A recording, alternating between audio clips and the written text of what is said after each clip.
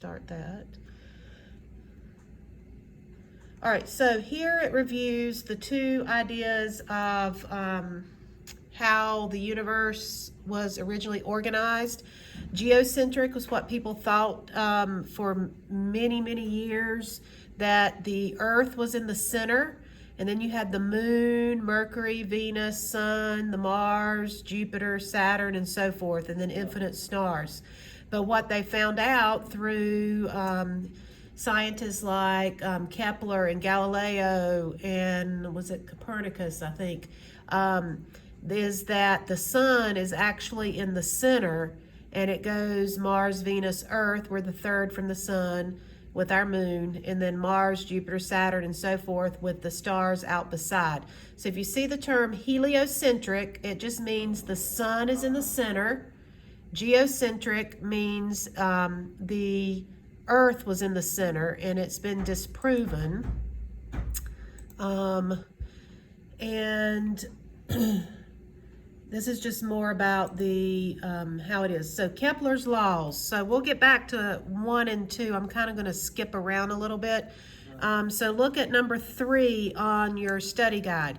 What is the shape of a planet's orbit according to Kepler's law, first law? So if you look right here, orbits are, what's that word? Starts with an E. Elliptical. So you're going to put elliptical for number 3.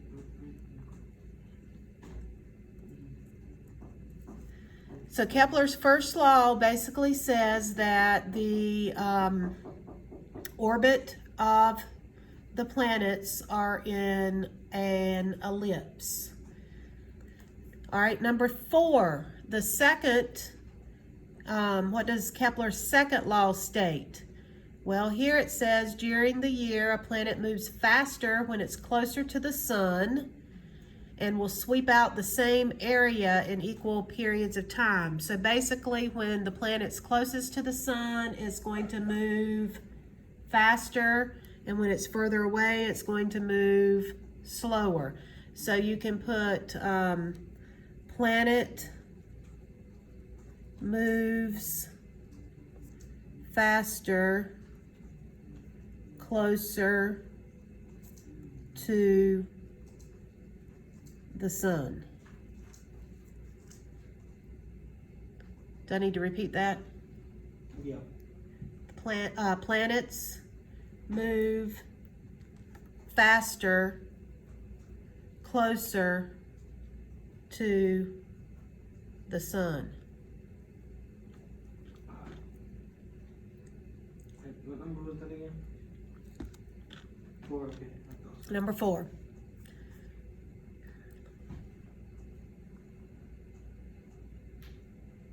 Well, I think that was actually number 3. Now I can move it on. Hold on. Planets that are closer to the sun move faster than planets further away from the sun. Yeah, that was number, so you guys have text box. You can move that. That was number 3, or number 5 rather, sorry. The last one? The one we just typed was really number 5. Number 4 is that the planet sweeps out the same area in equal periods of time. So it's what's in gray up there. So the planet sweeps out the same area in equal periods of time. So in the video 4 and 5, I've drawn an arrow here for them to be flip-flopped. You said at the same time? Planet sweeps out the same area in equal periods of time.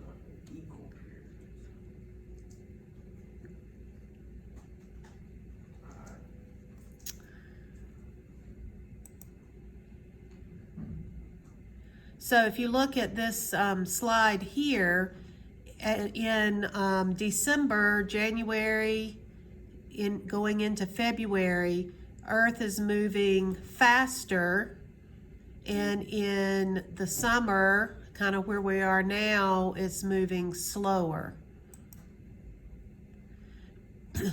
Two things we didn't talk about is Newton's two laws of physics.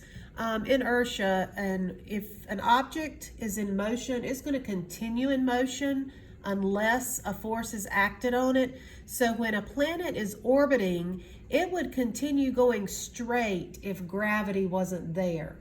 Gravity keeps it going in a circle. And so the two ideas here come from Newton, inertia and gravity.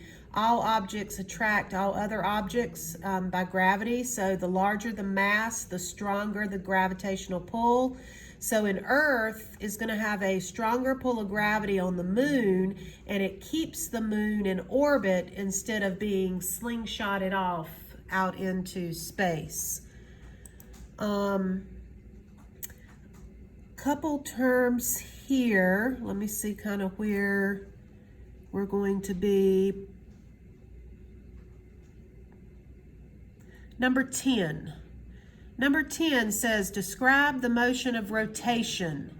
Rotation is the spinning on Earth's axis. The spinning on Earth's axis. So in other words, it creates day and night. So how long does it take, number 11, Earth to complete one rotation? How many hours? 24 hours for one rotation. So number 10 is the spinning on Earth's axis. Number 11 is 24 hours.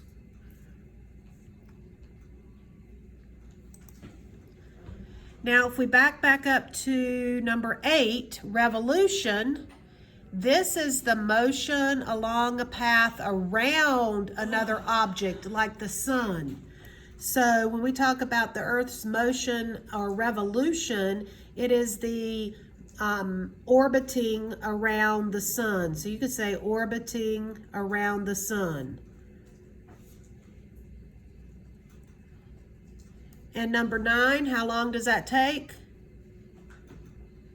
1 year. So 8 is orbiting around the sun, and number 9 is 1 year.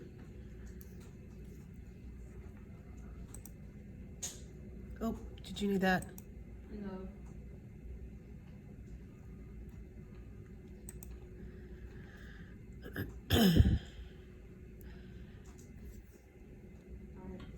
Now, I can't remember if it was Friday or I don't think it was yesterday, or it may have been yesterday. I had you read something on precession. And so think about if you spin a top, the top doesn't stay straight up and down. As it spins, it tilts. And that is actually what Earth does on its axis. And the precision or precession is the shape it makes if you had a pencil at its axis, and as it spin, the circle it would draw. That is the what we call precession. And so if you look at number 15, we're going to write precession, and it's going to be and you can say, when we say axis here, we mean Earth's axis. So the axis sweeps a cone-shaped area. And this takes about 26,000 years. And so the way the Earth is tilted and going right now in precession, it is pointing toward our North Star. But in 26,000 years, it will actually point in a different part. So a different star will be the North Star. So you may want to put, it takes, it's a 26,000 year period. This is just a part of number 15. Okay.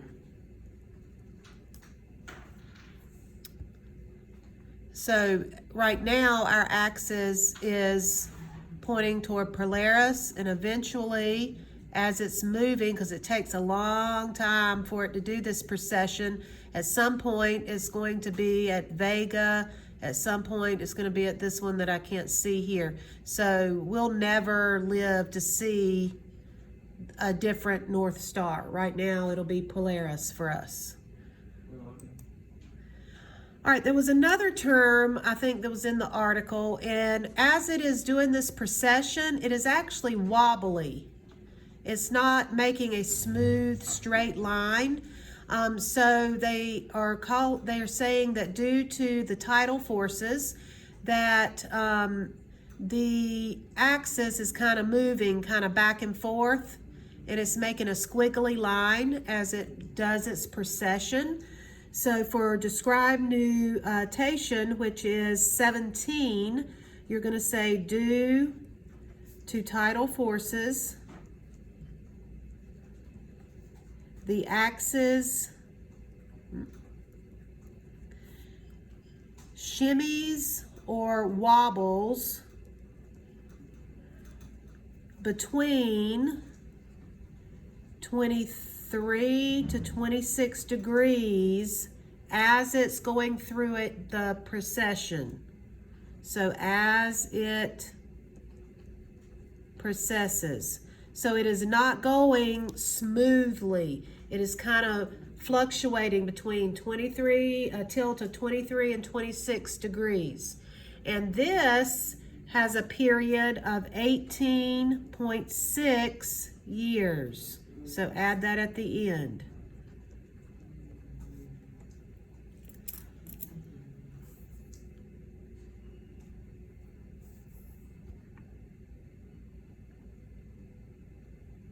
And then here in the middle of this slide, it says Earth's axis is tilted at roughly 23.5. That is going to be number 12.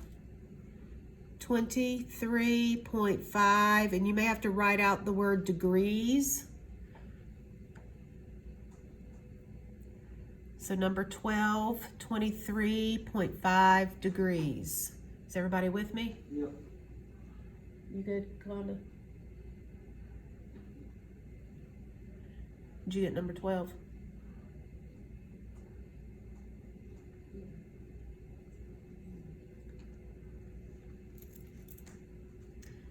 And while you guys are getting 23.5 down for number 12, number 13, what is the result of Earth's rotation? It takes 24 hours, so that creates what?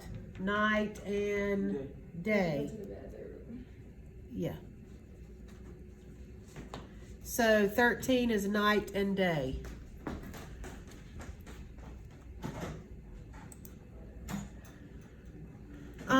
We're going to do number 16 next, Berry Center. I have 1 minute.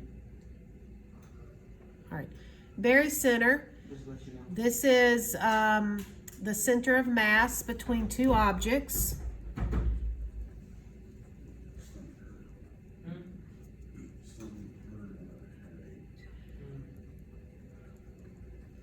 And so remember that for Earth and the Moon, the center of mass is actually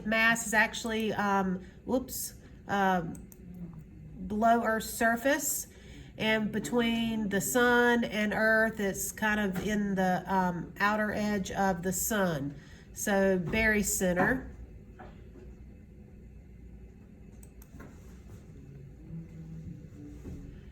And then the last one, go back up to number 2 and put those in from largest to smallest. So you're going to write them in reverse of what's up there. You're going to start with, it's largest to smallest. That's right. That's correct. You're going to do galaxy, solar system, star, and then planet. All right. So, so far we have done 2 through 17 roughly.